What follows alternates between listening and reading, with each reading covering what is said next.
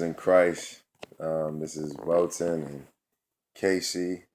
Um, we just wanted to give an update for all our prayer warriors that sent up prayers this past Friday.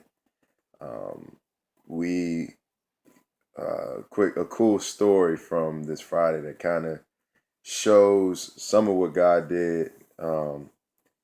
Basically, before I went, like as I was preparing Friday morning, I prayed to the Lord and I was like, Lord, if you just give us one, just give us one person that'll go from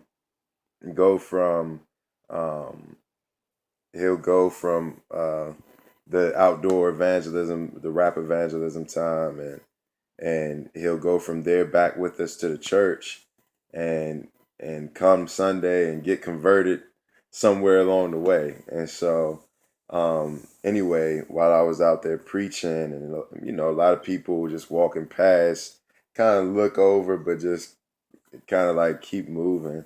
Um, the, this man, I don't think would it be okay to share his name? I think so.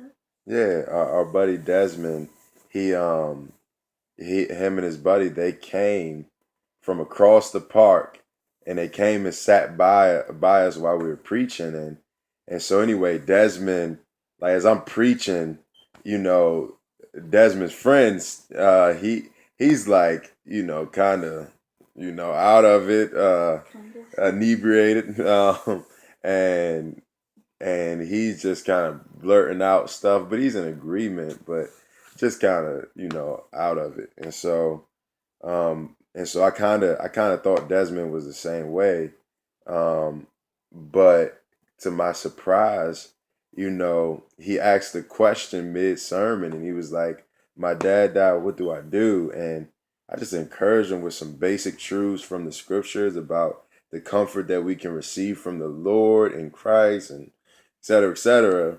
And he was like, "Man, I needed that. I needed that."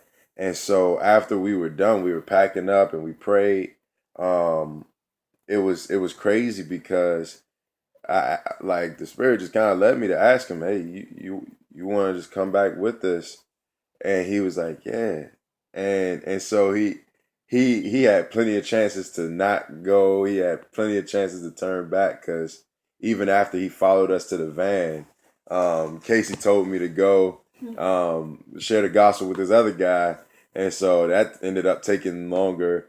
And so he was just standing there waiting, and instead of like leaving and changing his mind, like he stayed with us. And so when we got to the church, we sat down with them, and he poured out his heart, shared some very personal things about his struggles, and his addiction.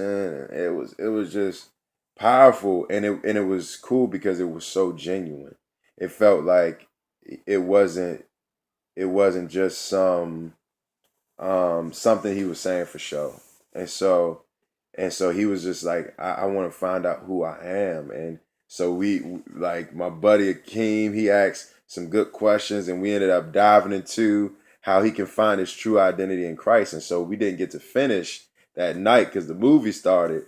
Um, and so, long story short, he had to leave early. And so I took him back home and got his address and was like, "Hey, I want to come pick you up for church Sunday service." So I called him today, Sunday, and he wasn't able to make it to service. So I was a little sad. But I was like, "Well, maybe we could visit you after service." And he was like, "Yeah, cool." And so I could hear in his tone of voice that he was open to it. So, my father and I, after church, I preached on Isaiah 55, and after that, um, we went to visit him, and Desmond, it was a long story, but we got to share the gospel more in depth, and his brother came, and we got to kind of like going back and forth with him with the gospel, and because he was trusting in his works. And long story short, Desmond came to Christ today.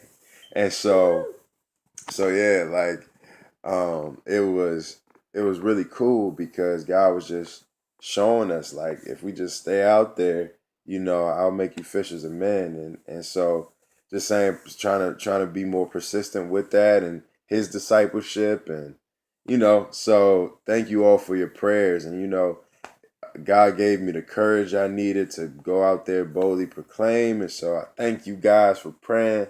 Grace and peace. Love you guys.